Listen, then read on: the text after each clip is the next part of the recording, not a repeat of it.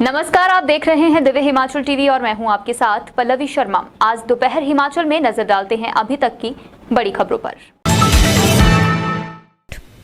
आदर्श चुनाव संहिता की शिकायतों के समाधान को एक्शन में प्रशासन।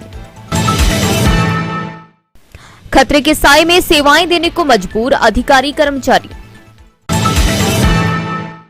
सुंदरनगर में 100% मतदान करवाने के प्रयास, छात्रों को किया जागरूक। नगरोटा बगवा में राज्य स्तरीय प्रतियोगिता में 1500 खिलाड़ी बहा रहे पसीना। और अब खबरें विस्तार से। हिमाचल प्रदेश विधानसभा चुनाव 2022 के तहत जिला कांगड़ा में निर्वाचन आयोग ने पूरी तरह से कार्रवाई सुचारू करने के लिए जिम्मा संभाल लिया है।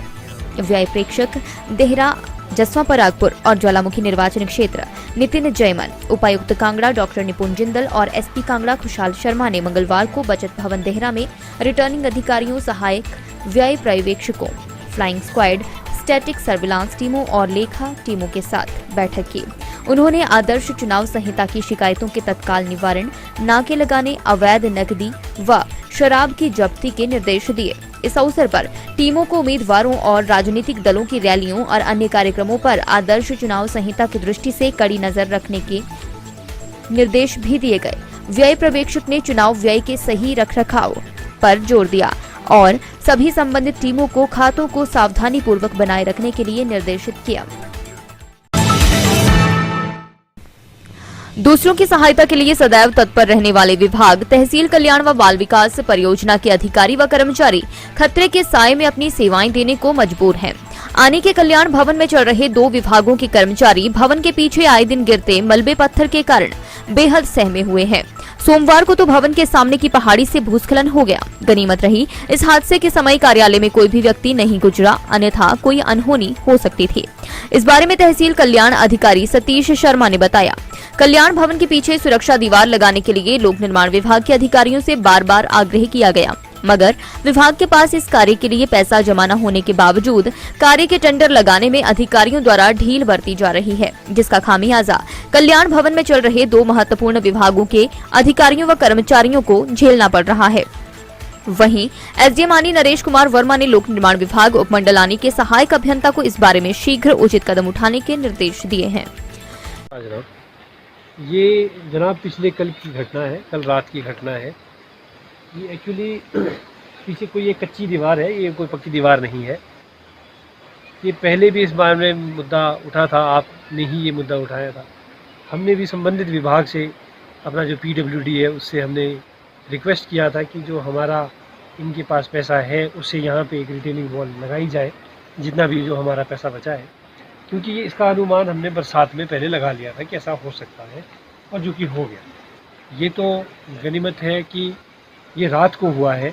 अगर ये दिन को होता दिन को यहाँ पे सीडीपीओ साहब की गाड़ी लगती है और मेरी गाड़ी भी यहीं पे लगती है, उसको क्षति पहुँच सकती थी।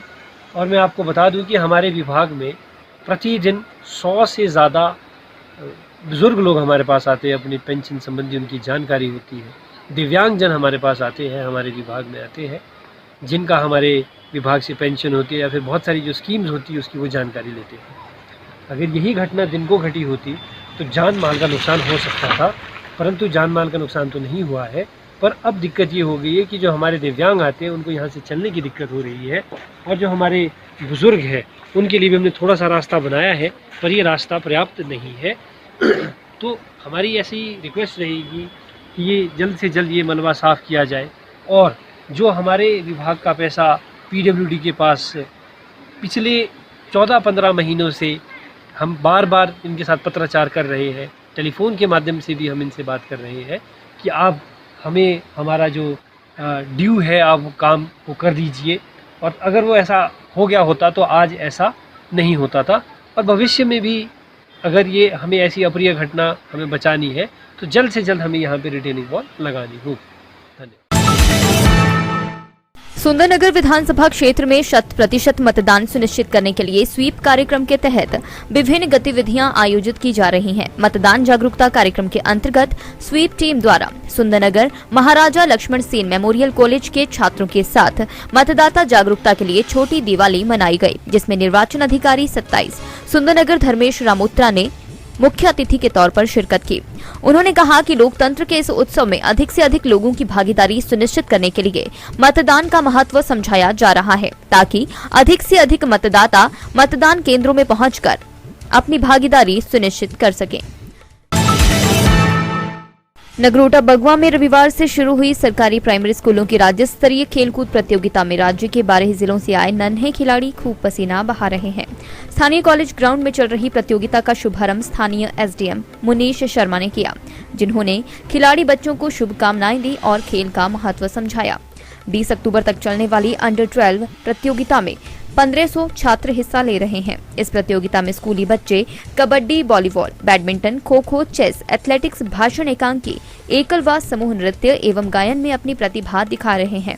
हर रोज देर रात तक सजने वाली सांस्कृतिक संध्या में बच्चों के हुनर का हर कोई कायल हो रहा है।